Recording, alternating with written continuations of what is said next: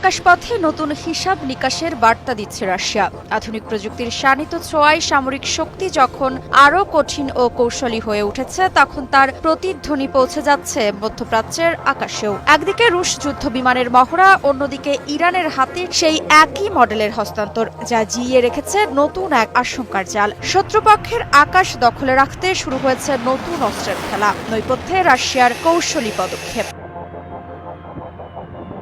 রাশিয়ার প্রতিরক্ষা বাহিনীকে শক্তিশালী করতে দেশটির সামরিক বহরে যোগ হয়েছে নতুন যুদ্ধবিমান। চতুর্থ ও পঞ্চম প্রজন্মের আদলে তৈরি এই যুদ্ধবিমানটি মুহূর্তেই শত্রুপক্ষের আস্তানা গুঁড়িয়ে দিতে পারবে রুশ বাহিনী। এদিকে প্রায় একই মডেলের বেশ কয়েকটি যুদ্ধবিমান ইরানকেও দিয়েছে রাশিয়া, যাকে ঘিরে শঙ্কায় ইসরায়েল। Su-35S মডেলের আধুনিক যুদ্ধবিমানগুলো এখন রাশিয়ার প্রতিরক্ষা বহরে, যা দেশটির বিমান বাহিনীকে করে তুলেছে আরও শক্তিশালী। নতুন এই যুদ্ধবিমানটি প্রতিকূল আবহাওয়াতে আকাশ প্রতিরক্ষায় দেখাবে শ্রেষ্ঠত্ব, যা দিন ও রাতের উভয় অভিযানের সময় স্থল ও সামুদ্রিক লক্ষ্যবস্তুতে সহজেই আঘাত হানতে সক্ষম। এমনটি জানিয়ে সম্প্রতি একটি প্রতিবেদন প্রকাশ করেছে তুরস্কের সংবাদ মাধ্যম আনাদুলু এজেন্সি।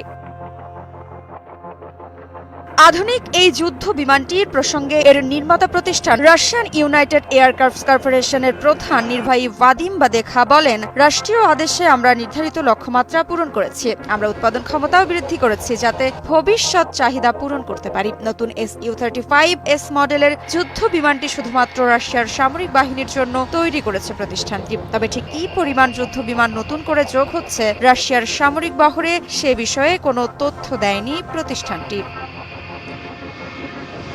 এর আগে গত বছরের নভেম্বরে সুখোই Su-35 মডেলের দুইটি যুদ্ধবিমান ইরানকে সরবরাহ করে রাশিয়া। ইসরায়েল সহ শত্রুপক্ষের বিরুদ্ধে আকাশ প্রতিরক্ষায় শক্ত বলয় তৈরিতে গুরুত্বপূর্ণ ভূমিকা পালন করবে রাশিয়ার এই যুদ্ধবিমানগুলো। সে সময় এমনটি জানিয়েছিল তেহরান। মূলত যুক্তরাষ্ট্রের তৈরি F-14 টমক্যাট মডেলের যুদ্ধ বিমানগুলো সরিয়ে রুশ Su-35 মডেলের যুদ্ধ বিমানগুলো যোগ হয়েছে ইরানের সামরিক বহরে। রাশিয়ার কাছে মোট 50টি যুদ্ধ বিমান কেনার পরিকল্পনা রয়েছে ইরানের।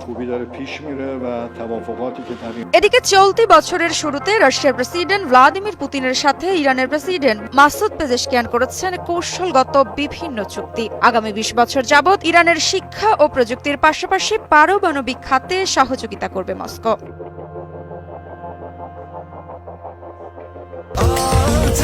স্বাস্থ্যকর অল টাইম হানিকম, সব সময় অল টাইম হেলদি লাইফ। সম্প্রতি ইসরায়েল ও যুক্তরাষ্ট্রকে বৃদ্ধাঙ্গুল দেখিয়ে ওমান উপসাগরের চাবাহার বন্দরে চীন ও রাশিয়ার নৌবাহিনীর সাথে ইরান